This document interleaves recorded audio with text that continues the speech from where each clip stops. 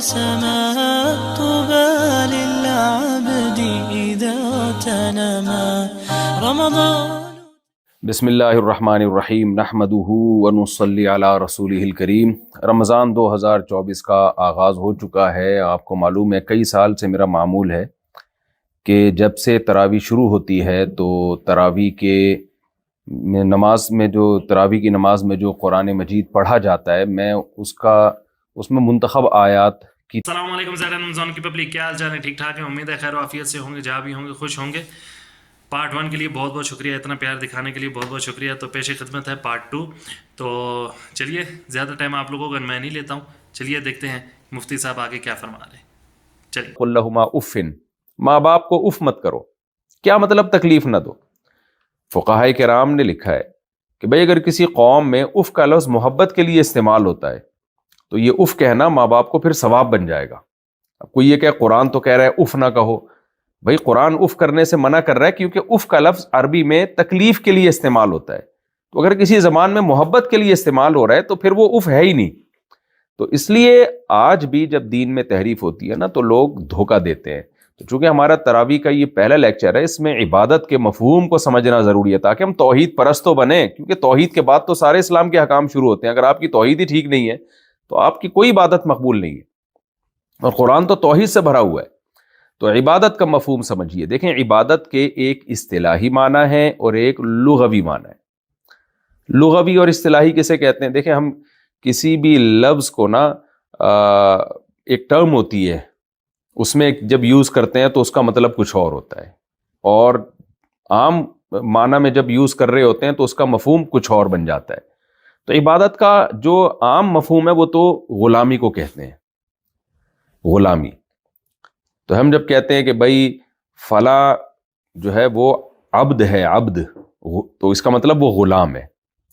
تو یہ لغوی مفہوم میں تو کوئی بھی کسی کی غلامی اختیار کرے گا اس کو یہ کہا جائے گا گویا کہ یہ عابد ہے، یعنی عبادت کر رہا ہے، لیکن اس سے وہ مشرک نہیں بنتا.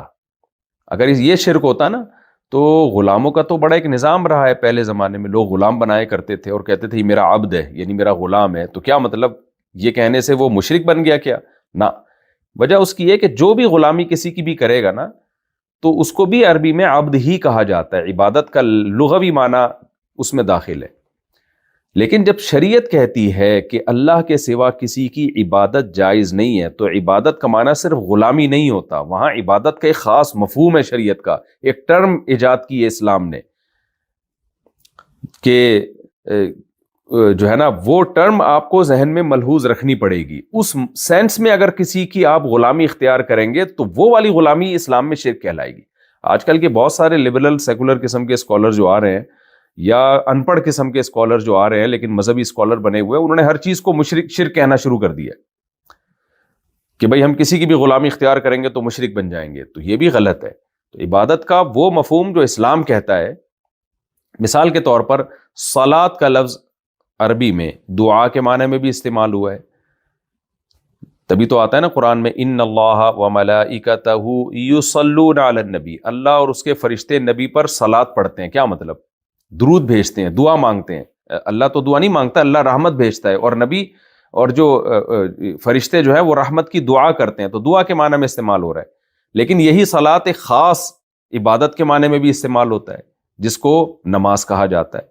تو صلاۃ کا لفظ ایک جگہ کس سینس میں استعمال ہو رہا ہے، ایک جگہ کس سینس میں استعمال ہو رہا ہے. تو استعمال سے فرق پڑتا ہے. تو خوب سمجھ لیں، جب قرآن یہ کہتا ہے کہ اللہ کے سوا کسی کی عبادت مت کرو تو وہاں عبادت کا مطلب صرف غلامی نہیں ہے. غلام تو ہم کسی کے بھی ہو سکتے ہیں. پہلے زمانے میں لوگ اپنے آقا کے غلام ہوتے تھے. ہم اپنے آپ کو نبی صلی اللہ علیہ وسلم کا غلام کہتے ہیں اور اس میں فخر محسوس کرتے ہیں. تو یہ ٹھیک ہے، یہ تو بہت شریعت میں مطلوب ہے. آپ اپنی ماں کے غلام بن جاؤ، آپ اپنے باپ کے غلام بن کے رہو، بہت اچھی بات ہے. لیکن عبادت کا جو مفہوم شریعت نے بتایا ہے وہ مفہوم یہ ہے، یعنی اس مفہوم میں جو عبادت شرک ہے وہ یہ ہے کہ آپ کسی کی تعظیم کریں اور اس درجے کی تعظیم ہو کہ آپ کا یہ نظریہ ہو کہ میں جس کو رسپیکٹ دے رہا ہوں نا وہ میرے نفع اور نقصان کا مالک ہے اور مجھے نفع پہنچانے میں اور نقصان پہنچانے میں کسی سبب کا، کسی لاجک کا محتاج نہیں ہے. تو اس جذبے کے ساتھ جب آپ کسی کو رسپیکٹ دیتے ہیں، تعظیم کرتے ہیں، تو یہ تعظیم اسلام میں عبادت کہلاتی ہے. میں مثال سے بات سمجھاتا ہوں. دیکھیں، ہم نماز میں اتحیات میں اللہ کے سامنے بیٹھتے ہیں، یہ ہمارا بیٹھنا عبادت ہے. لیکن آپ اپنے ابا کے سامنے بھی دو زانوں تمیز سے بیٹھتے ہیں، وہ بیٹھنا عبادت نہیں ہے. حالانکہ تعظیم کی صورت تو سیم ہے. آپ بیٹھے ہوئے ہیں اپنے والد کے سامنے بھی اسی اسٹائل میں دو زانوں اور ایسے ہاتھ رکھ کے، اور اتحیات میں اللہ کے سامنے بھی ایسے ہی بیٹھے ہیں. لیکن دونوں میں زمین آسمان کا فرق ہے. ایک عبادت ہے، ایک عبادت نہیں ہے. وجہ کیا ہے؟ جب آپ اللہ کے سامنے اس طرح سے بیٹھتے ہیں تو آپ یہ نظریہ رکھ کے بیٹھتے ہیں کہ میں اللہ کی تعظیم کر رہا ہوں، یہ نظریہ رکھ کر کہ وہ اس لائق ہے کہ اس کی یہ تعظیم کی جائے، کیونکہ وہ میرے نفع اور نقصان کا مالک ہے، اور نفع اور نقصان پہنچانے میں وہ کسی سبب کا محتاج نہیں ہے. وہ یعنی حالات ناکامی کے ہونا تو اس میں مجھے وہ کامیاب کر سکتا ہے، اور کامیابی کے حالات میں وہ ناکام کر سکتا ہے. وہ کچھ کرنے کے لیے کچھ کرنے کا محتاج نہیں ہے. وہ بغیر باپ کے اولاد دے سکتا ہے، آگ میں ابراہیم علیہ السلام کو بچا سکتا ہے. تو اس جذبے کے ساتھ جو تعظیم ہوتی ہے نا، وہ انتہائی درجے کی تعظیم ہوتی ہے. ایسی تعظیم کو عبادت کہا جائے گا. یہی وجہ ہے کہ علماء نے بیان کیا ہے کہ سجدے کی دو قسمیں ہوتی ہیں. ایک سجدہ تعظیم کا ہوتا ہے، ایک عبادت کا ہوتا ہے. اگر ہر سجدہ عبادت کا سجدہ ہوتا تو پھر فرشتوں کو حکم نہ ہوتا کہ آدم کو سجدہ کرو. اس لیے کہ اللہ تو کہتے ہیں کہ اللہ کے سوا کسی کی عبادت جائز نہیں ہے. حالانکہ اللہ نے تو خود فرشتوں کو حکم دیا کہ آدم علیہ السلام کو سجدہ کرو. تو اگر جائز نہ ہوتی تو اللہ کیوں حکم دیتا کہ بھئی آدم کو سجدہ کرو؟ تو اسی وجہ سے اللہ نے حکم دیا کہ وہ سجدہ عبادت والا نہیں تھا، وہ صرف آدم علیہ السلام کو ایک رسپیکٹ دینا تھا. اس میں یہ کانسیپٹ نہیں تھا کہ ہم آدم کے سامنے سر جھکائیں گے تو آدم ہماری بگڑی بنائیں گے اور آدم ہمیں نفع اور نقصان پہنچائیں گے. نہ بھائی، یہ تو مٹی کے بنے، ہمارے سامنے بنے، یہ بھی اپنے نفع اور نقصان کے مالک نہیں ہے، اور ہم بھی اپنے نفع اور نقصان کے مالک نہیں ہیں. یہ ہمارے نفع نقصان کے مالک نہیں، ہم ان کے نفع نقصان کے مالک نہیں. تو صرف سر کو زمین پہ رکھا گیا ہے. تو یہ والا سجدہ تعظیم کا سجدہ تھا، یہ شرک والا سجدہ نہیں تھا. کیونکہ شرک والا سجدہ ہوتا، عبادت والا سجدہ ہوتا تو اللہ پابندی لگاتا، کیونکہ اللہ نے اپنی عبادت کے علاوہ ہر ایک کی عبادت کو حرام قرار دیا ہے.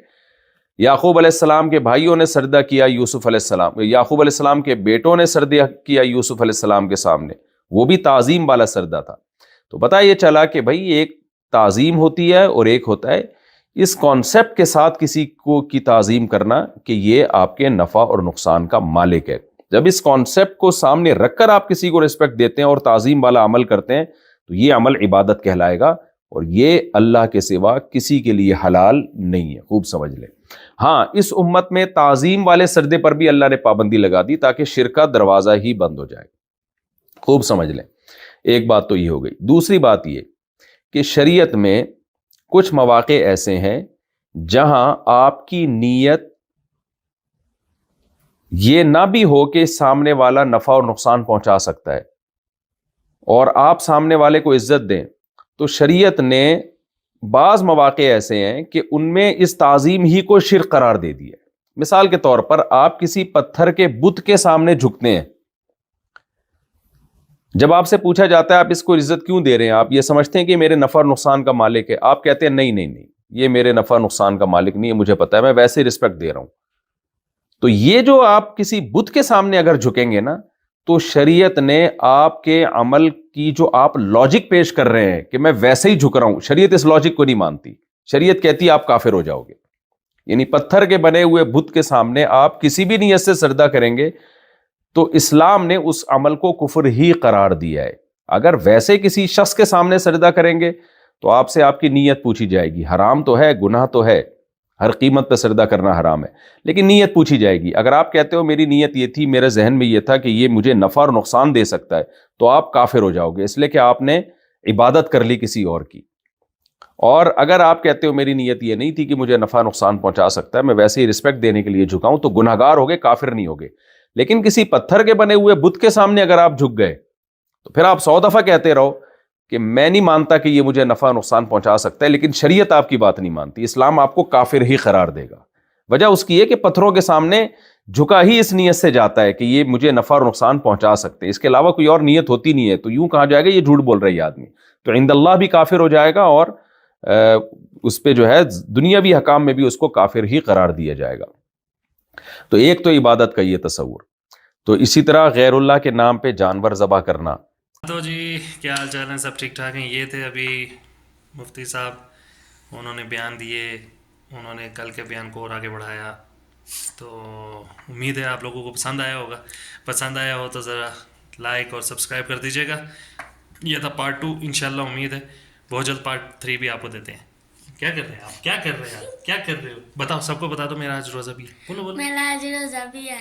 ماشاء اللہ۔ بولو جمعہ پڑھنے بھی گیا تھا، جمعہ پڑھنے بھی گیا تھا۔ جمعہ پڑھنے بھی گیا تھا، ہے نا؟ چلیں ٹھیک ہے جی، اللہ حافظ۔ اللہ حافظ کا بری بات، اللہ حافظ بولو سب کو۔